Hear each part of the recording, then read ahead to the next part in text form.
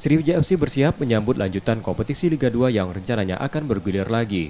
Penyelenggaraan Liga 2 nanti menggunakan sistem bubble atau terpusat.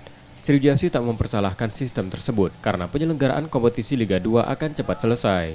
Namun Sriwijaya FC menyayangkan format diganti saat kompetisi sedang berjalan. Kondisi ini membuat kompetisi tidak maksimal. Ya ini kan darurat ya, kalau saya pikir kalau memang bubble itu menjadi sebuah pilihan dan disepakati oleh semua klub, saya pikir tidak masalah juga.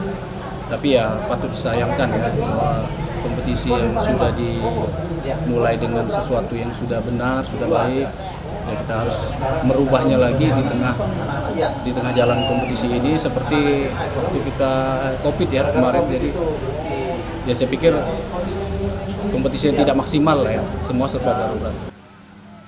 PT LIB menyatakan lanjutan kompetisi akan dimulai dengan bergulirnya Liga 1 pada 5 Desember ini.